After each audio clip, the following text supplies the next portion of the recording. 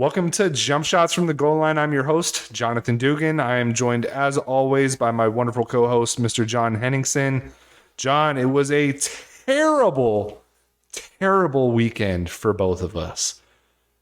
The NFL playoffs are a cruel, cruel, fickle mistress, and we have been plagued by both of our teams just kicking themselves in the nuts during both of our games, wouldn't you say? I mean, I think your nut probably hurts more than my nut, but still both nuts got kicked in. Yeah, I mean, right? No one wants to have the most swollen nuts in the nut kicking competition, I guess. I'm not really sure what the saying is for this, but Yeah. it was freaking horrible. Yeah, it was brutally painful. I don't know if you want to break it down individually into our own individual pain if you want to tackle it as a game, but I mean, yes, the simple answer is I'm hurting. I've been seeking guidance from outside counsel and just kind of hanging. Yeah, like you saw it through a Buddhist quote out there. I was like, maybe, what does Confucius say? Am I a nihilist? It's pretty open right now. So just going through a lot of turmoil internally, spiritually, and otherwise. Let me ask you, how many times have you visited the Nihilist Arby's Twitter page since your team lost? Yeah, I'm a huge Nihilist Arby's Twitter, which if you haven't ever checked it out, I mean, just know it's a little dark, man, but that's the whole point. It's funny because it's dark and silly. I think sometimes I share that with people and they think I'm actually trying to give them advice or something. Had someone tell me before, they're like, dude, I don't eat Arby's. I'm like, I'm not asking you to eat Arby's. It's a funny nihilist. Never mind. If you don't get it, it's not for you. To take a philosophy course, I advise it. But yeah, man, that's the kind of vibes I've been kind of putting out. So I'm not seeking it from others. I've been trying to find light amongst the darkness. I mean, Nihilist Arby's, you're the one that turned me on to this, and I've never turned back. I mean, just even their New Year's tweet. Whenever you're done pretending that this time around things will be different, head on down to Arby's where no one gives a shit that you're too high and paranoid to go to your little girl's New Year's dance recital. Please continue to enjoy Arby's. Yeah. And for some reason that eat Arby's or please continue to enjoy Arby's or go to Arby's, just really slaps after those. The Christmas one was even worse. It said, it's Christmas, so come on down to Arby's, shoot up in our bathrooms and pass out on our floors, or shoot up in the booths and sleep in the bathrooms, or whatever. We really don't give a shit. Just try not to piss on Dennis. He's being a cranky bitch today because his kid died. Enjoy Arby's. Who comes up with this, dude? Yeah, man, I don't know, but sometimes on the right day, it just hits right. And that's kind of been my vibe, though. I've kind of been nihilist John, so... Yeah, it's true. Yeah. I've been kind of hey, everything sucks. Who gives a shit? And, listen to Jump Shot into the Goal Line on, once a week. Just give us a follow. Yeah. Kind of how I've been feeling. So, I mean, yeah, you're very spot on with the tone for sure. Yeah, it's the perfect thing to read after our playoff losses. So just if any of you guys that listen, if your team loses this weekend, and we're looking at you, Cowboy fans, go ahead and right over to the Nihilist Arby's page. It's waiting for you. That's such a good call. Yeah. Oh, but God. I know you have a lot of thoughts. I think where I want to start you, and I'm sorry if I'm guiding you too much, but why don't you break me down to why you think you guys lost? How much does what did we settle on, 18 or 17? How much does that play into this? And then just your thoughts. Go ahead. So first, I just want to paint this picture too, because this, I mean, this is going to sound ridiculous. If you're a diehard sports fan and you're listening to this, I'm going to sound like a total loser, but this is the reality of my life. So I watched the first half of this game at my house at home and everything clearly is going fine. Yeah. 27-0.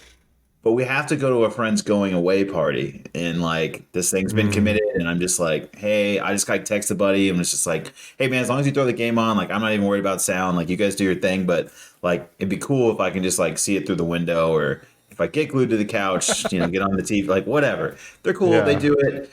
I show up and I'm being pretty chill because we have a comfortable lead, even though I know, and we can go through the game. Fan, bro. I know exactly what's on the wall, and I've said it. I kind of whispered it, bumbled it to people. I'm like, oh no, we're in trouble here. This is not good. But I know it looks good on the scoreboard, so like everybody's going to be like, hey, good for you right now. So like you don't want to be in a social setting when this is obviously having a meltdown. So like cut to by the end of the fourth quarter, like now the whole house is somehow invested after cake to like watch this game with me. Everybody knows I'm a Charger fan. I'm the only one there. Everybody's staring at me. And then I'm being like constantly commended on my behavior because they're like, wow, you're like so under control. I'm like, it's because I really like these people and I'm not trying to be like a total dipshit in their house right now. But like on the inside, like I am dying. Like I am dying, I can assure you. So that's how I watched it all go down. It was terrible. I couldn't react.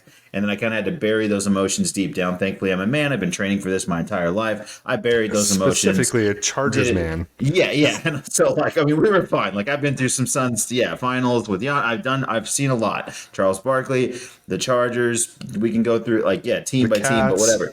Yeah, like, so I'm built for this. You know what I mean? Like, Wisconsin basketball die. I'm built for this, but like.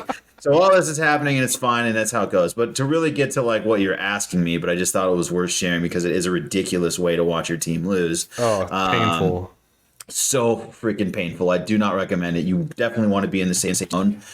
This is not the way to do it. I do not recommend it. Yeah. Week 8 is 100% a factor. And so because we talked about week 18 previously, the one thing I'm going to do is just simply go off on Staley again. And I'm going to refrain from calling him an asshole this week because I know I had done it previously. I'd almost even begin to feel bad about it than to only watch him kind of further that. But I'm going to refrain from using those words this week in relation to Staley. But dude, of course it mattered. Like that's why the writing was already on the wall. And like, as we were talking about the game last week, I already just kind of knew like, yeah, I think we're like better. Like, I think we're fine. There's nothing to be scared about with the Jags. And you could see all that playing out early in the game. But ultimately, dude, I just don't trust Staley. Like, I don't trust Lombardi. I don't trust this staff. And so, of course, week 18 played a factor. Of course, we're better with Mike Williams. Obviously you saw that more so probably paying off in the second half. In the first half, the Jags were basically trying to gift the game to us. So it seemed really simple, but God, dude, Staley is so frustrating. And I know the Chargers aren't going to spend the money or have the balls to just, gut this thing. You can already see the writing on the wall. They're going to fire the coordinator. They're going to fire the quarterback's coach and call it that. I mean, that's the reality of what we're dealing with. So week 18 mattered. The whole season mattered. We've seen the craziness of Staley. I'm still not totally bought in. And here we are with, of course, like a super tragic ending that was just like so expected, man. Just tough. So predictable. Tough, dude. Like I knew it. I knew it in my bones. That's the worst part about it. I hate knowing that.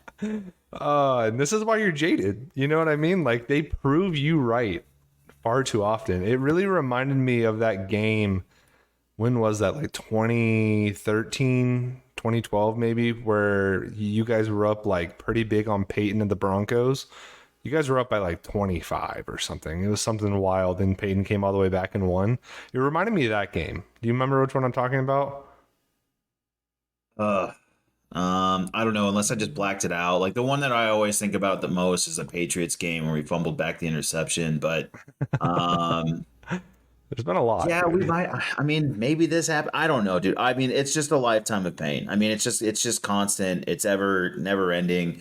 And then like my one like real put like the only thing I end up getting mad about like in terms of people criticizing the Chargers is like going to Herbert the same way they went to Rivers and being like, well, it has to be this guy. And I'm like, look, man, it's been Spanos and the shitty Telesco guy for like 1,000 years. I'm not about to just like put it on really any player. I'm not putting it on Bosa. I'm not putting it on, you name it, dude. Like, I can't even put it on the guy who had the interception and fumbled it back. I can't put it on freaking Schottenheimer. Like I can't pin it on anything except the same losers that have been in the front office the whole time. So true. Yeah.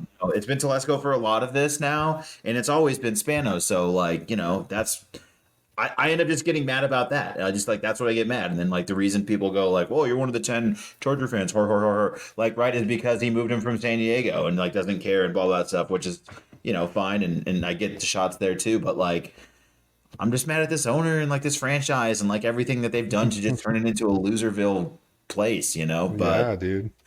You guys were looking like kind of like a dark horse to make some noise, kind of like the Bengals last year, and it's just like Charger luck coming up when it usually does. You know what I mean? So It was tough looks, man. I mean, what do you think really was behind the second half collapse? Was it the offensive play calling, not putting pressure? Was like what happened? Well, I mean, I continue to like tell, as we talked about the Chargers because they're forced to because they're in the playoffs, there was no run game. There never was. And Like that's what I was it trying was to say always about Eckler. Yeah. yeah, it was well, yeah, no, and I totally get that, but I don't think that's not really a result of Eckler's productivity, right? Like, Right. I'm not taking away from him, yeah, but he's not a bell cow back, is what I'm saying. yeah, I guess like in a traditional sense, but like who has those guys? Like there's three of those Yeah. guys. You know what I mean? If you're like True. talking about like a guy you're going to give the ball to 30 times, like there's one King Henry, and then Yeah. like you can make the argument on a couple other guys. I don't want to run Christian McCaffrey, in between in the A gaps, all day either. He can say Right. all he wants that he's like an interior guy and he likes those runs, but like who wants to take their premier back and run them 30 times into a D tackle? So, I mean, whatever the case may be, I mean, what talked about I think the run game is a huge problem, not being able to just simply rely on that run game. And so then you're having to pass the ball to, again, what's a thin wide receiver group that got thinner during the game once again. Mhm. So, that's a result of, and many people have broken it down, but ultimately, Bandy's in there at some point. They're trying to run some sort of jet sweep action to him. It turns into a fumble that costs them points. It's all these like very small things, but they're all the things in the margins and all the things in the edges, which is why I go back to the front office because it's about having an offensive coordinator that can't create anything in the offense that just everything that happens as because of Herbert. Like it's really just him scanning, getting to his third read and finding. I mean, a lot of it, sadly, too, is check down because, like, once you take Mike Williams out in particular and you have no run game, there isn't play action to set the table. There isn't just a guy you can throw the ball up to 50-50 balls. So they're super limited. It's just a very limited offense, like on a, partly because of injury depth, which you can correlate directly to week 18, and then partly because we don't have an offensive coordinator that really puts these guys in an advantageous position. Like we talk about Shanahan all the time, and like they have a ton of weapons there, and like it's no Mhm. mistake like that. But dude, you're just not seeing guys run free on the Chargers, right? What you see is Herbert having to make incredible throw after incredible throw into tight area, sitting down between zones. Like it's just painful, like stressful football to watch. So, the fact that they couldn't move the ball certainly hurt. And even though they did move it at times, they would have some mistakes. Of course, we had a missed field goal. Just play the hits. You know what I mean? Just got to mix in one of those. You had to you know what I mean? And it's by no means Michael that's Badgley was there, bro. he was a good kicker all year, so like it pains me, but I mean, like, hey man, if that beat hits, sample it. So like you're gonna have to hit one of those, and then ultimately, the Jags had 2 third downs offensively in the second half. So Yeah. the Just weren't idea getting that off the Staley field. is a defensive guru had it all figured out in the first half because we actually did have we. The thing that made no sense is we basically changed the game plan that worked in the first half. All of a sudden, we Mhm. got loose in the back end. We like went into like this quarters look, and then we're playing super soft. Now we had an injury at one of the cornerback positions, who's going to play up on the line and they trust to do that. But I'm like, dude, you got to just do what's working, like regardless of Yeah. even personnel at that point. Like, what are we worried Mhm. about? And so every time they just marched right down and scored. So when you're putting up no resistance, the pressure begins to mount. The home field, like I knew like everything that, dude, I could have written it down. And then like the most painful part is right, like when you don't make those critical, like you see some of the numbers, like we won the turnover battle +5. Yeah. That's impossible to lose that game. It's basically impossible. But Yeah, we did it, and I could basically. have written down how it was going to happen. I could have played it out for you. I mean, it was just like we're not going to be able to run the ball. We're going to be put in like some tough third down positions because we're still going to try to run the ball. So we'll run it 7 times for 7 yards, and then we'll throw it, on 3rd and 8, and we'll just hope that Herbert can find.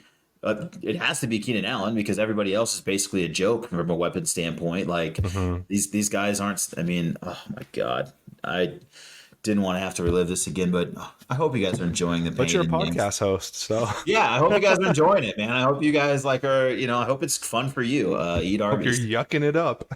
Yeah. Yeah. Now, my last question, and then I'll let you get off of your soapbox and not have to think about this game for a while. But like, how much credit do you give to the Jags? Like, or was it just total implosion by the Chargers?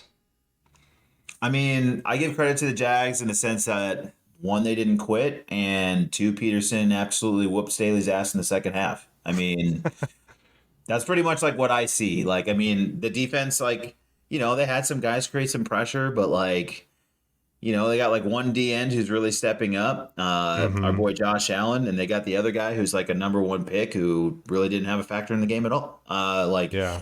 I don't know, the Jags weren't wowing me. It was just kind of like, oh, like, Just implosion then. yeah, like you guys have answers to the test, and like we didn't even know there was a test in the second half. Yeah. So like, I don't know, dude.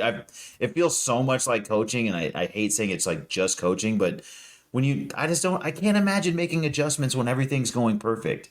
I can't imagine taking the foot off the gas in some regard. Like I can't Mm-hmm. imagine, and Lombardi that has the Chargers have been like the most inept team in the second half offensively all year.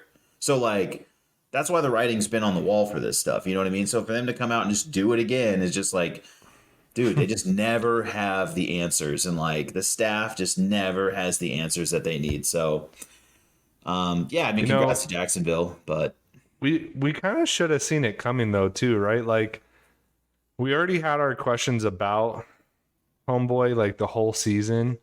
And then you guys, I even kept saying, I'm like, man, you guys are playing really well, blah, blah, blah. And then I think as soon as he chose to play the starters for 3 quarters, we should have known shit was about to get messed up. You know yeah, what I no, mean? yeah, That was just like the biggest like alarm bell should have been going off moment.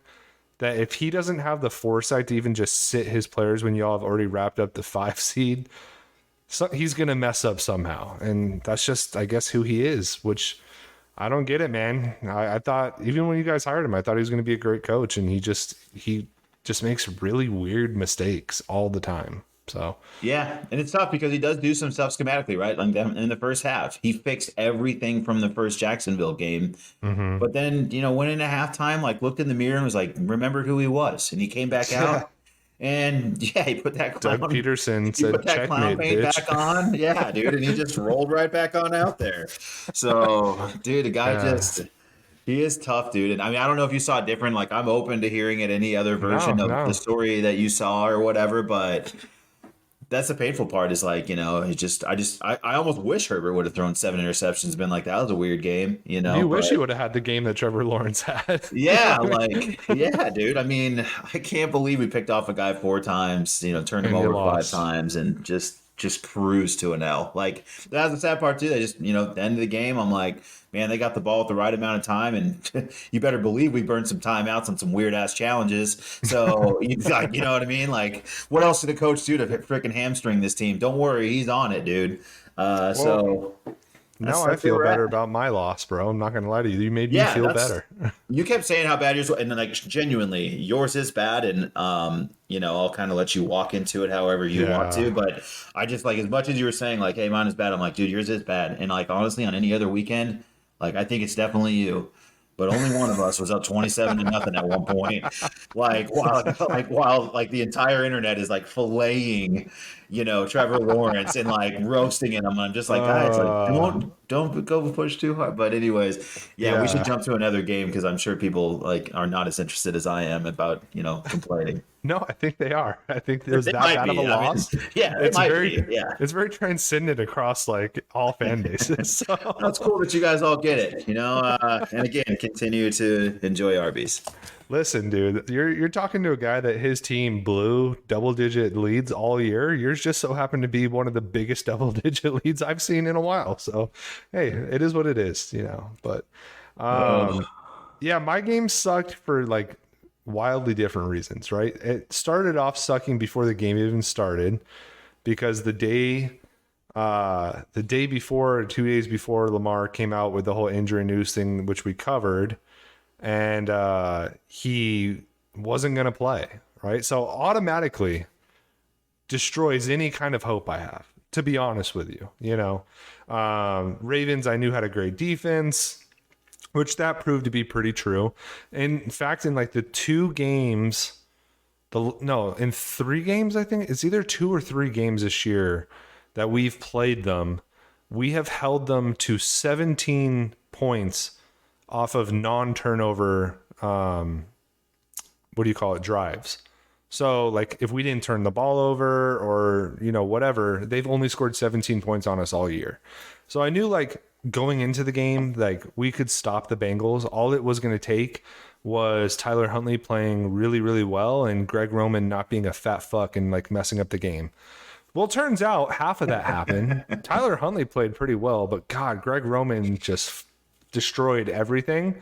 Like, here's my beef, right? Tyler Huntley, I had no hope for. None. And he exceeded my expectations so much. Like, the dude had 2 tutties, 200 and like almost 30 passing yards. He was torching the Bengals, bro. Like, he looked great. He had the long touchdown to, who was that? Was that Demarcus Robinson or I don't know. I can't even, dude. I'm at the point Pick a where, Ravens wide receiver out of a hat, dude. I have no idea who plays for you guys still. dude, So I'm a huge Ravens fan, and half the time I don't know who. No, yeah, exactly. yeah, and it wasn't Sammy Watkins, I don't think. Anyway, yeah, who it doesn't matter. Had a long bomb, great. He had that incredible play where he was about to get sacked, threw it to Josh Oliver. Josh Oliver gets 20 yards. He was making shit happen. That touchdown to J.K. Dobbins, where J.K. Dobbins went full MJ mode. Like, dude, I was just out of my seat, just jumping for joy. I was like, dude, this game is happening right now. Oh my God, we're going to beat the Bengals. Interdivision. We're going to fuck over their playoff dreams. It's going to be great with Tyler Huntley. Let's go, and all it took was one freaking play to just destroy the momentum. And it's because Greg Roman, who couldn't hack it in San Francisco after taking him to the Super Bowl, couldn't hack it in Buffalo, got fired 3 weeks in, did have one good year with us in 2019, but that was basically all Lamar Jackson. He decides to run a QB sneak with a 5'10" quarterback on the 2-yard line. And of course, homeboy jumps over the line and gets it knocked out. We all saw it. I don't have to explain it, but just like it's that's what we've been dealing with all year, dude. And it was just one of those gut punches where going into the game, I thought we stood no chance. I was like, the Bengals, even with a good defense, we can't keep up with them offensively. My sister texted me before the game. She's like, oh, playoff time. And like, she was trying to be cool. She doesn't really like, she's not invested, but she's just trying to be a nice sister. They don't know. Yeah. I mean, and I not straight up told her, in it, you know what I mean? Like, yeah, I straight up told her, I was like, oh, no, we're going to get killed. She's like, oh, why are you saying that? I'm like, LJ's not playing. And she didn't even respond. I don't think she knows who LJ is, but thanks, Casey. Anyway. But yeah, dude, like I was like, we're going to get demolished. And we kept fighting. They went up 10-0. We came back up. We went into halftime. No, they went up 9-0 because the dumbass missed a extra point. We come back, we go up 10-9. We come out firing. We're just like, we're looking great. And in just pure Ravens fashion, anytime we go up by double digits, we lose. We lose because our offensive coordinator is inept and he just calls the stupidest fucking play calls. Like the fact that we were at third and 1 and he tries to do a run play with Mark Andrews when we were gashing them all day with J.K. Dobbins, with Gus Edwards, even Justice Hill was killing it. Our run game was smoking them, right? Like I think we had 200 yards rushing. It's very similar to the Chargers. Like if you just keep doing what you're doing, what works, you'll win. And unfortunately we didn't, right? Like even in the end zone, like J.K. Dobbins was smoking fools in the run game, and he's one of the best statistic running backs in the league in the red zone. John, you know how many carries he got in the red zone? Not enough. I know enough to complain after the game, though. 0. He got 0. Did he really? Yes. Yeah, 0. The only touchdown he had was on a passing play. He did not get a single rushing attempt in the red zone when he was smoking them all game, right? Gus Edwards hardly got any red zone carries. It's insanity, bro. And that's what this fat fuck does. And like I don't usually say this many F words on our podcast. And I'm sorry to our listeners if you're listening with your 3-year-old or something in the car, but this is the real life juice. All right. Like I'm mad. Greg Roman's terrible. He's awful. He's cost us 2 years in a row of just pure shit. And Ravens fans like are so pissed about it. And in fact, now our players are pissed about it. You just referenced it. J.K. Dobbins did not hold back, did he, John? Like he literally went into the He did locker room.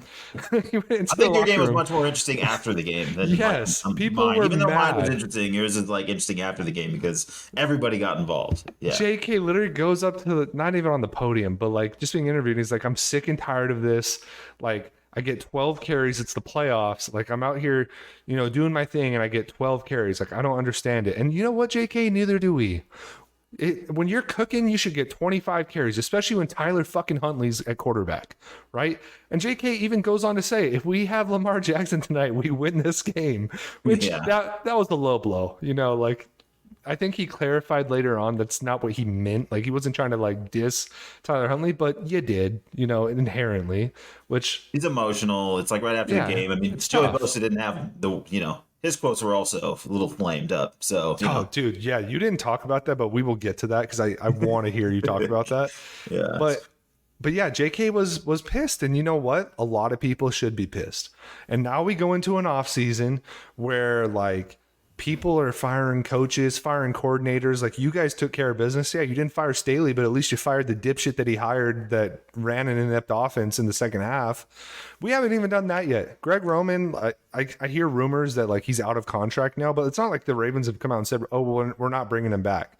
At least do that, right? Like if you're not going to bring the guy back, at least let us know because we're the ones that fucking us hate fans him. want blood. You know what I mean? Yeah. Like we're mad. We want. And like we're dealing with that, right? And now like Lamar Jackson is technically a free agent, and beat writers, like very respected beat writers, are being like, there's a 25% chance Lamar Jackson resigns. And it's like, oh, cool. So not only did we just get our shit kicked in, brutally because of one play, and the guy that called it is still technically a Raven, but now also our like star quarterback there's nobody like him in the league is probably not re-signing. So like, yeah, I really like, how you and I talked this week about maybe like not talking about sports and just really getting to woodworking. I think for the betterment of my health, I might really need to explore that. Yeah. So for me, I don't know. It's going to be woodworking. I explained to you, I think I might just become like a really deep golf guy. Like, just really invest. Like, I'm already a golf guy, but I don't like always watch every tournament. But I'm like, if I could just have like 20 guys to root for, and they're all just like look the same, and like maybe I just can't hurt myself anymore. And Dugan, I don't know, maybe it's woodworking for you, but if this podcast takes a different journey, I'm here to support you on it. Yeah, we'll make it what we have to. We need to, But yeah, dude, like it was brutal. It was very brutal because the defense played really well. They made life pretty tough for Joe Burrow. They got to him quite a few times. Our D line looks stout. Roquan was great. Marcus Peters was just talking mad shit to every receiver that was in front of him, even if they caught it. Which that's why I love Marcus Peters, because he's just exactly. He's just such a dog, and I love that about him. Yep. And you had Kyle Hamilton out there just fucking up former tight ends that played for the Ravens, which was cool. So it was a fun game to watch, dude. And like, even when the run game was going, I was like, dude, this is fun as hell. And then Tyler Huntley suddenly had juice. And it's just like, all it takes is one bozo up in the freaking suites to be calling plays and reading off a freaking Waffle House menu, apparently. I don't know, man. I'm going to sound stupid saying this, but I'm just going to give you something positive at least. It's like, I didn't like Roquan Smith trade. I was like, oh yeah, like that's a nice move, whatever. I mean, like, this is like dumb. Like, this is just because I don't watch enough Ravens football, but that really unlocked a lot of guys in that defense. And dude, like, what a coup. Like, I mean, like, it's just a sweet deal for you guys. I mean, so a lot of positive things. And at least from your perspective, I would assume, like, you're not going to make a deep run. Obviously, it would have been a lot of fun to spoil the Bengals. Yeah. But at least I would say from, like, I mean, are you still, like, you good with Harbaugh now? Like, have you come to peace with him? No, like, I'm not. Or you're still kind of like... You know why I'm not? Number one, I don't appreciate how he doesn't give clarity ever on the Lamar Jackson situation. It literally took Lamar Jackson coming out and telling his situation. And Harbaugh can sit there and be like, oh, well, due to HIPAA, like, I can't talk about it. Like, that's not true. Like, you're not a reporter. You're a head football coach. Like, you can talk about an injury. Like, it happens all the time. Like, stop, right? Like, you just want the competitive advantage of not being able to tell somebody if Lamar's out. Well, like, you know what? Then you string along the fans and you're just an asshole about it. Then at the end of our game, like, you don't call a timeout. Like, you have 3 timeouts and like, you have a chance to like at least try to make it a game, and you don't use any of the timeout. You use I think 1 timeout. You literally like took a timeout home with you with an L.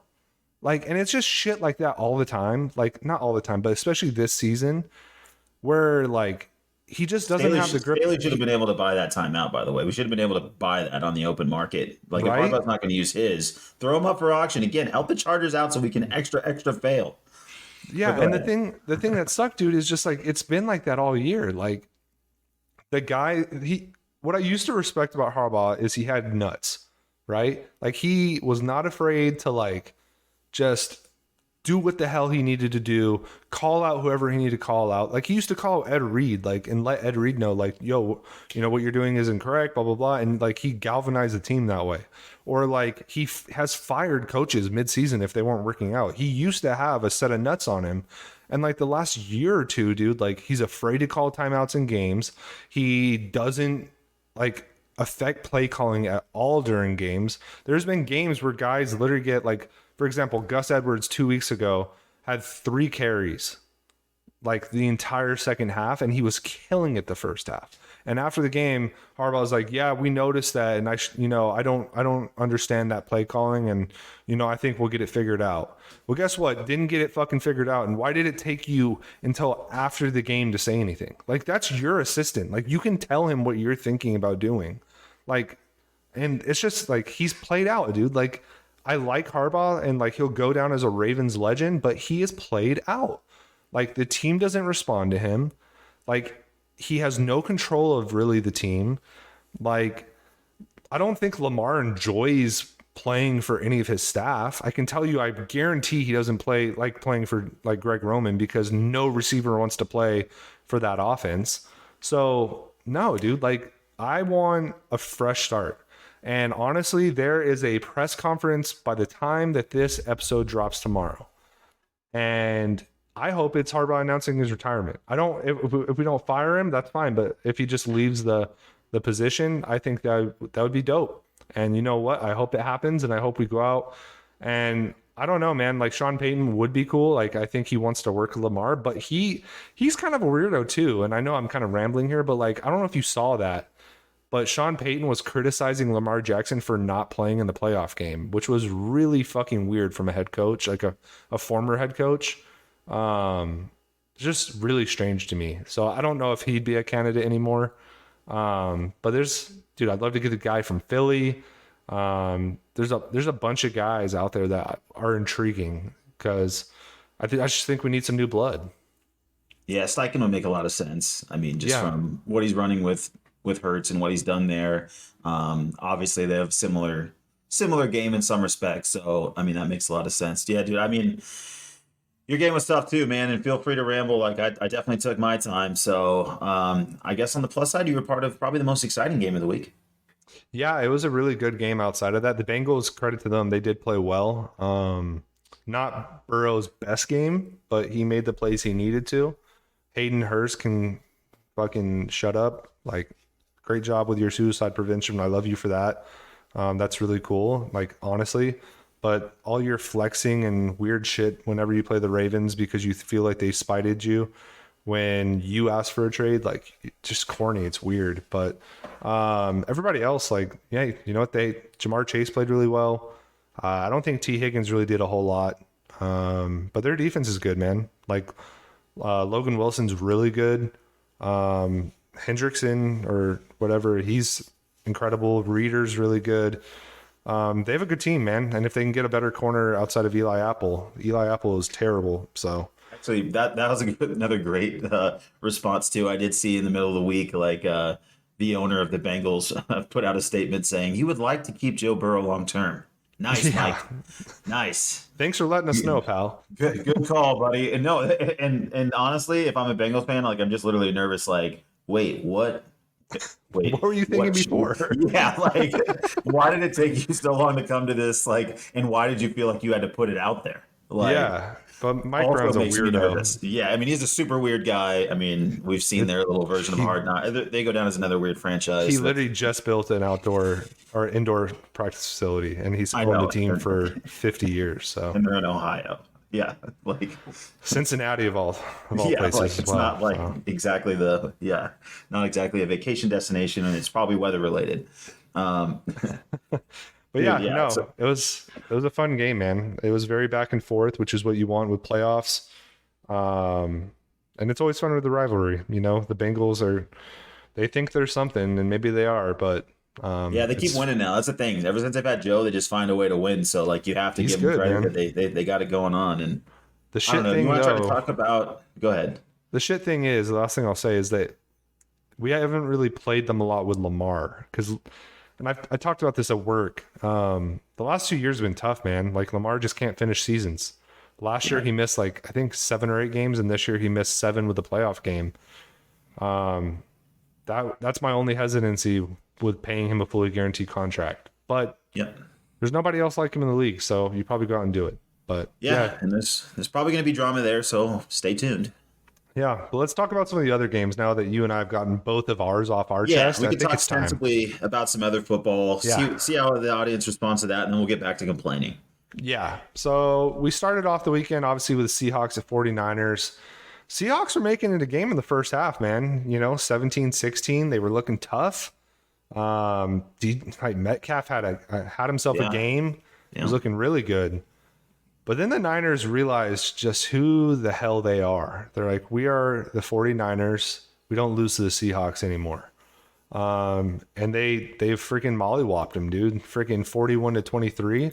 And this is just like, what is this? Like the 4th or 5th game that they've had 40 plus points this year with and Brock Purdy's been a big part of that. Like, dude, they are a good team.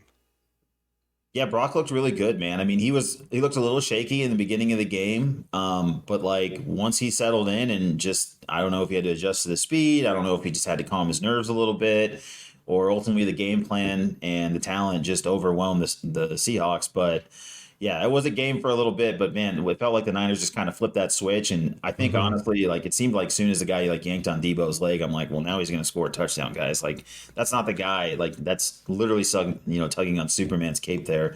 Like Yeah, he's that not was the scummy. dude. That's just not the dude you want to, because like the No. team rallies behind that guy, and that guy's going to take it personal. And sure His enough, name he is did. Debo. And yeah, and Ayuk's like, I mean, and Ayuk's an ASU guy, and I don't want to compliment him, but he's like mauling people downfield in his blocking. And Perfect guy with Debo. yeah, like it's just they just have this like great collection of tools, and it's amazing that it looks better without Jimmy, even though we all know what Jimmy was. And like, I mean, this guy's supposed to be Mr. Relevant, whatever, but he's a late round pick who's just absolutely dominating. I mean, he's playing great football, dude. He looks really good. Yeah. I mean, Gino had a good game too. You know what I mean? He had He wasn't bad. 253 with a tutty or 2 tutties and an interception. But he took 3 sacks, and they couldn't really get the run game going like they wanted to. And I think San Francisco they control the hell out of the ball, dude. It's tough when Christian McCaffrey's out there going for like 120 yards. Debo's even thrown in some rushing kind of like last year, and then he's also got freaking 130 receiving yards. Ayuk's got 70. Like, dude, they were just controlling the game, and that's just what they've been doing for like the last 8 weeks. It's insane. Yeah, it feels like they open up every single part of the field. I mean, that's like ultimately like why it's just going so well, is they're just absolutely gashing you with these run plays, and then coming right off of that, they're moving him out, getting him on a little sprint out, whatever, and then you have a big deep crosser, and it's so open, man. And that's what I'm saying. You watch these other teams, and that's why it's so frustrating to watch ours. And again, make it about ourselves, is you just see them scheme up open things, right? You see them scheme up easy throws for quarterbacks that have less talent than like my guy in particular, and you're just like, dude, how nice would it be to just have some free ones, and It's true, and the man. Niners, to their credit, they dial up free ones, and once they get that lead, then you really get to let Bosa and that defensive line cook, and then it just gets then it gets stupid, and then you're It's just like, scary. good luck, Gino, man, good luck, dude, because that's just a tough. You cannot be behind to that team and expect to play No. chase all day. Nope. And they're gonna have a tough a week ahead of them with the Cowboys potentially, but I don't think there's a team, honestly, probably maybe the Chiefs, but like outside of that, I don't think anybody's playing as well as them right now. Because even like we talked about it a couple episodes ago, the Eagles are kind of like limping into the playoffs, and Cowboys had a tough December. Granted, they had a win this weekend too, but like Niners are just blowing teams out. Like it's insane. And like you said, it's just so well balanced and they have an incredible defense. It's wild, man. It's fun to watch though. Yeah, they're fun to Um watch. That's the best team going right now. Period. yeah, the next game that we watched or that we'll cover is that Dolphins and Bills game, which ended up being a way better game than I anticipated it being. Skylar Thompson not that bad, right? I mean, he for what he is, played an all right game. Yeah, it's the third quarterback. Yeah, dude. I mean, he threw a couple picks and they were bad picks, but I don't think he didn't keep you so far out of the game that it was like super noticeable, right? Their run game just couldn't get started against a pretty good Buffalo defense. They didn't have the guys for it, right? But their defense did play well, the Dolphins, which was weird because I feel like the Dolphins all year, their defense wasn't terrific. And then the Bills, like, I don't want to say they're frauds. They're not frauds, right? They are good. But they're a little suspect. Did you feel that way? Yeah, totally. I mean, that's really the story with this one is just that like the Dolphins shouldn't have been in this game. It doesn't feel like, right? Yeah. If the Bills are what we kind of thought they were to start the season, and I think part of it's just like the health related on the back end of the defense, and then they're just struggling. I really can't put anything on it. You feel like they have that emotional thing going, but like that Mhm. also can be draining, right? Like you're riding those waves can also be exhausting. So there might be something there. We're certainly going to talk about another game and maybe like Dable not being there to run that Yeah. offense to kind of help give it that little extra push and make some things easy because it does feel like a lot of Josh Allen heavy lifting still all the time. All the time. And that's just kind of how they're built, and it is what it is. But I mean, yeah, dude, that team's definitely looking a little more suspect, and God, yeah. But it was a much better game than expected. I was surprised that it was even close, and I'm glad we didn't have to watch like Skyler again as much as he did, do a good job representing himself. Like I'm glad we got the Bills through. It makes for a better game next weekend. If now we're just casual fans. Yeah, I agree. I think kind of what we talked about last week, right? Like not having Von Miller there, the emotional toll that like the last couple of weeks have been, and DeMar Hamlin is also like just a really good safety. Like, and you're losing that too, right? Like that does inherently hurt. I think that just a lot of that stuff has affected that Buffalo defense. And they're going up against a team we just talked about with the Bengals this week, dude. That's going to be a hell of a test.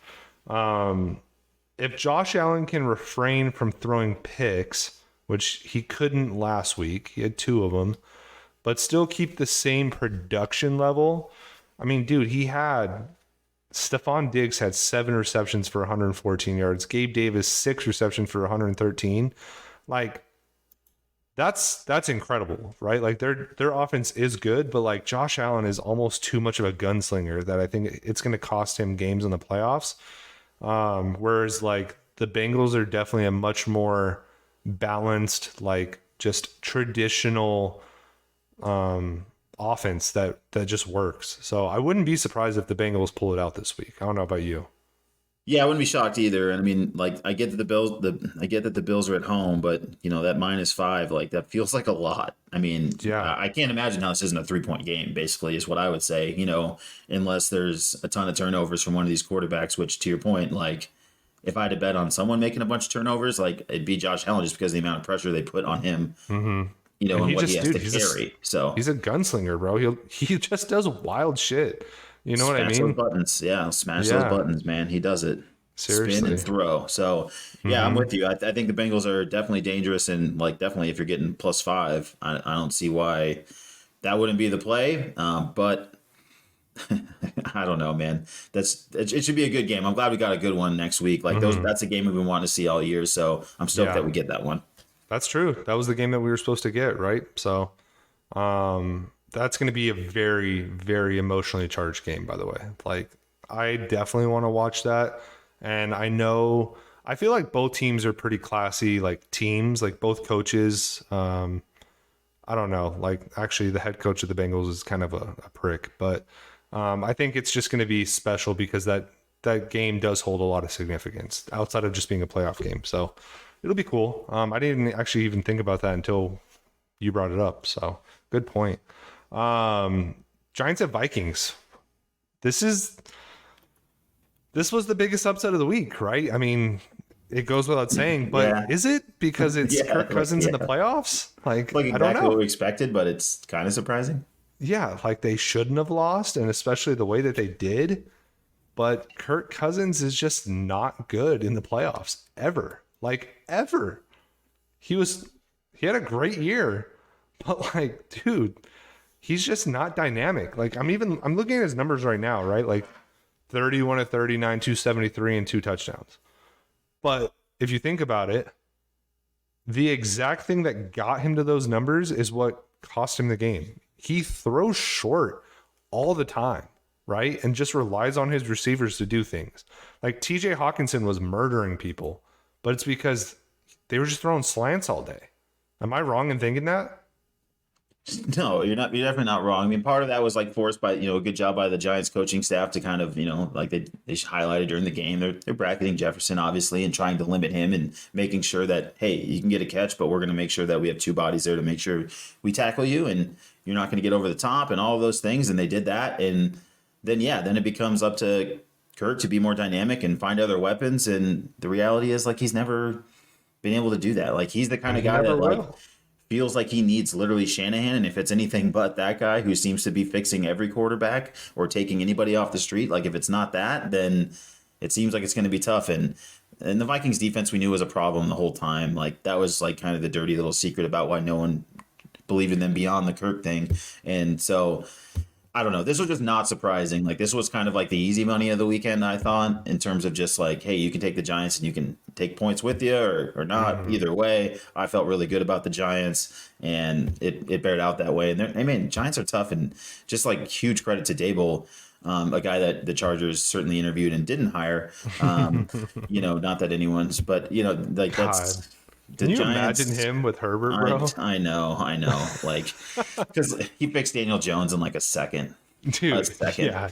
Danny Dimes is actually a good quarterback now. Yeah. And then like Danny Dimes like just really played good football, man. And like to your point, like he's the one that makes the dynamic plays. He's the one who can win with his feet. He's the one who can scramble and make a play.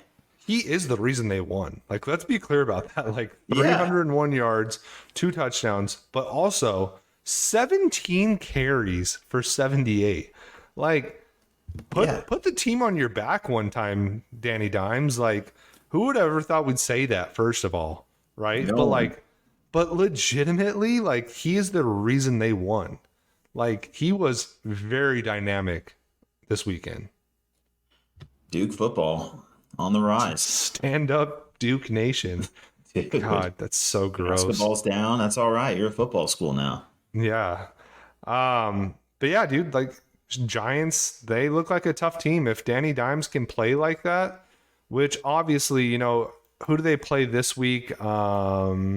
Let's see. They're at Philadelphia. Philly, who is very familiar with them. That's going to be tough, right? Philly's also has a very good defense. That line is 7.5 though. You might want to play that, a little plus 7.5. That's it's hard to picture the Eagles blowing them out the way they've been playing and the way the Giants look. I mean, it just seems like that would be a close game too. I mean, obviously there's plenty of surprises to be had, but the Giants became a tough out really fast. I can tell you that much. They look good, man. So enough of that game. The last game that we had this weekend was just that Cowboys and Buccaneers, which, to be honest with you, dude, this was also a huge upset for me, at least. I don't think the Buccaneers are good. We have talked about them all year, right? Now, Brady looked good the last couple games of the year. which is to be expected. But all the stats tell you that Tom Brady owns the Cowboys. Specifically, Tom Brady on the Buccaneers owns the Cowboys. Like, has never lost to them, just destroys them. And like my dumbass, knowing all year the Buccaneers have looked like dog shit. Their offensive line sucks. I don't care if Ryan Jensen came back, dude. He tore his ACL 5 months ago. Like, he was gonna be rusty, right? And like, that defense has been so off and on. Tom Brady has been just off and on. And I still thought, hey, Bucks, baby, they're gonna beat the Cowboys because the Cowboys just suck in the playoffs. And normally they do. They really do. But God, the Bucks looked awful. And specifically Brady. That red zone pick that he threw was abysmal. Like, he needs to retire, or I don't know. I don't know. I don't have an answer about Tom Brady anymore. Yeah, I mean, he's less interesting to watch now, that's for sure. So for whatever he does, and I'm not even like interested in playing the game with him, just like I'm not playing it with Rodgers. Like, either retire or don't. I don't want to hear like nothing matters till September, basically. So, whatever they say is whatever. But I will say that, I mean, this is why I said last week, and you kind of pushed me like, who would you like? And I'm like, dude, it's really hard to bet against Tom. But like, that's why I was like, I'm not touching this game. I just don't trust this game. Like, I don't trust the Bucks, but I equally didn't trust the Cowboys. And honestly, the kicker looked like the guy that I was worried about. You know what I mean? Like, it was kind of like that situation where I was like, yeah, that's kind of like the Cowboys vibe I was expecting. Did he ever play for the Chargers? He did not, but I assume he spent some time in training camp just missing, and then we were like, dude, even we can't. But I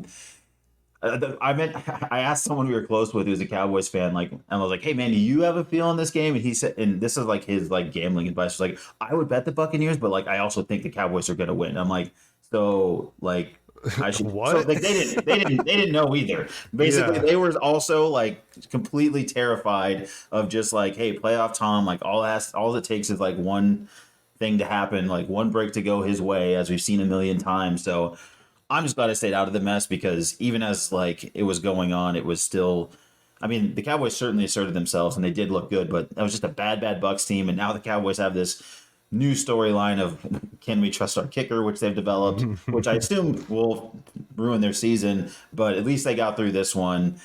They got the monkey off their back in terms of beating Tom, but dude, that was just like that was not a fun game. I mean, was like, I mean, the kicker really made it interesting. Like, the kicker saved that from like just an enjoyment standpoint, because that became the drama. And some cool video out of like his teammates supporting him. And, I'm not rooting against the guy to miss every kick the rest of his life, but if he does, it's good entertainment. Yeah, I think being a kicker is probably the easiest position potentially in sports to get the yips, right? Like, you miss one, like, you get really far into your own head. So I don't know. It does make for a good time though as a fan. It's pretty funny to watch. Yeah, you're just like, I mean, you can't help but like be like, this is ridiculous, man. I mean, and the jokes write themselves and all of that, but oh, dude, that's got to be a lonely feeling. Yeah. Dak looked good though on the game. He threw 4 touchdowns, and then Tony Pollard has just continued to prove that Ezekiel Elliott's just a giant turd by this point of his career, and they should only give the ball to Tony Pollard. So there is that. Both pretty much had 15 carries, and Zeke had like 15 yards, and Pollard had something like 75, 80. Like, basically every time he's touching it, he was moving the chains, and Zeke was falling forward. Is that one of the worst contracts in the NFL by this point? It has to be, right? Yeah, I just always say with that though that, like, if you have to, you already, like, the money's already spent. So yeah, you roll with it. You throw Zeke in there when it's on the 1 yard line. Hey, they faked it to him once, got that naked boot out, and got Dak in the end zone. So people still view him as a threat from 1 yard in. So, I mean, there are worse problems to have if you're a Cowboys fan, but it is a bad contract. Yeah. Well, Cowboys look good though, and they've had a pretty good defense all year. Micah Parsons looks like he's back at it. He got a sack. If they can get him rolling again, dude, they're a dangerous team. They are going to play the Niners this week, which, like I said earlier, that should be a very good game. If they can get Micah Parsons going and rattle Brock Purdy a little bit, I think they could prove to be, playing the role of upset. But that Niners team, like I said earlier, is just so damn good. So I don't know. Yeah, I think it's really going to be important for either team to take the lead in that game. I Yeah. think either team gets into a place where they have to throw the ball, right? I don't think you want to put Purdy in that situation. And I think we've seen that you don't really want to have Dak in that situation either. I still don't really trust Dak in that scenario. Not saying it's impossible. I'm not saying he's terrible, but he feels very much like Kirk Cousins a lot of the time, frankly. Like where the numbers are all right, he hangs around, but like, does he make enough plays for you? Now he made plays last week, so maybe he's turned it around, and maybe we'll see a different Dak come through this playoffs. But probably not. So it is the Yeah, bet the Cowboys. Niners. Yeah, Yeah, bet the Niners heavy. yeah, yeah, for sure. Well, we have some good games ahead of us. I think the only one we didn't hit so far was just that Jags Chiefs game. Since you do have more experience with the Jags than I do you think they stand a chance against the Chiefs? No, I mean, not really. I mean, I do think it's interesting because obviously the two coaches do know each other very well. So there is always that thing with familiarity. But like, Sure. if I was betting on familiarity, like I'm assuming Andy Reid's going to have the better of his apprentice there. So I kind of lean towards that. And then ultimately, dude, it's just Patrick Mahomes. Like if you're just looking at the quarterbacks at the end of the day, like what the Chargers were able to do to Trevor, tells you that he's still prone to making mistakes. And like nothing he really did blew my mind. I know they came back, and credit to them and all of that stuff, but it's really not bitterness there. I just think it's like that's a team that's a year or two away. Right. I think it just takes more for Trevor Lawrence to develop, and then just kind of build out that roster around him because he still doesn't have a ton of weapons. Like no one should be giving up 28 points to Jacksonville and a half. It's true. It's true. I think it just comes down to like what everybody's thinking, right? It's Patrick Mahomes. Like this is where he shines. This is his stage. It has been for the past 4 or 5 years. Not 5, but like 4 years. I just don't think the Jags are at that point yet. I think they could be in the next couple of years, especially if they add Calvin Ridley. Well, they will add him if he's not gambling still. But they have a strong team, but it's just not their time yet. It was just their time to, make you mad. That's it. Yeah, which is fine. I mean, It is what it is. We knew it was coming, so we were well prepared. Deep sigh. Yeah, deep sigh indeed, friend. But with that said, I think bet the Chiefs heavy if you want to bet a favorite. Probably not because we don't look for that. But maybe you just take that spread. So good weekend of games coming up. Following a pretty good week last week. So I'm excited. We are definitely in the thick of things. NFL playoffs, Super Bowl will be here before you know it.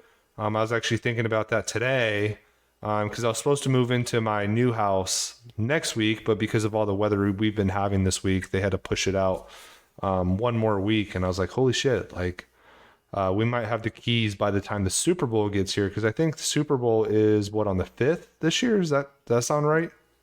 It's definitely in that neighborhood, but I might even want to say it's a week later than that.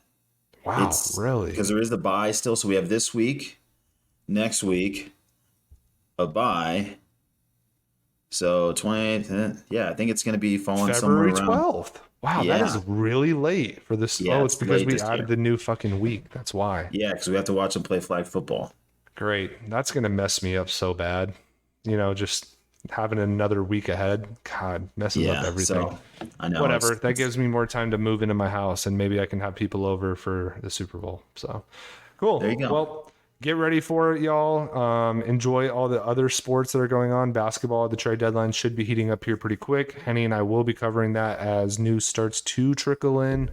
Outside of that, not a whole lot going on, but we'll keep you busy, especially with the NFL wrapping down. So with that, remember to like, subscribe, share this podcast, comment, leave a 5-star rating if you thought we were kind of funny. I thought our rants were funny. I don't know about you, Henny. I thought they were. I think that deserves 5-star. They're at minimum cathartic. As long as you feel better, I feel better, then it's a good place to be. Makes everybody feel better for sure. Yeah, and I because it was later in the week, I was able to keep some of the language to a minimum. So I was really proud of myself just in terms of behavior. I can't speak for you, but it's okay. We take our turns, and we ride together as a team. So Sure. we stick together on this. But I'm with you. Yeah, but with that said, if you liked our cathartic attitudes and bringing up nihilist RVs, please leave us a 5-star review. We'd really appreciate it. We're on all the different podcasting apps, so Spotify, Apple, Amazon. If you're clever there, we're everywhere. We're on YouTube. Even if you want to see, we're not on video, obviously, but if you just like YouTube, we will be on video eventually. We do promise that. At least I think we promise that. We'll do our best. And then we're obviously on all the socials, right? Twitter. John, I say it every week, kills it on there, and he really does. He's really funny. He's witty, just as witty as he is on here. Facebook, I do my best to update the Facebook. I'm probably at like a 90% clip right now. I think I've missed a couple weeks, but you'll have to forgive me. Instagram, we're doing our thing there. And then even TikTok. Yes, we are on the Chinese government's app of choice. We post little clips on there from time to time. I posted my Georgia apology video on there as well. So please follow us on all the socials. And with that, just tune in next week after the divisional round. And Henny, do you have any closing thoughts? Wildcats basketball, clean it up for the sake of me and Dugan's hearts. Please clean it up. Yeah, please, Jesus Christ. I saw that they brought in that old like Polish Gonzaga center from back in the day to like coach up the bigs, and I wanted to vomit. So there's that. Yeah. All right, guys. Just go recruit and get some athletic wings. Yeah. All right, guys. Have a good weekend. Bye.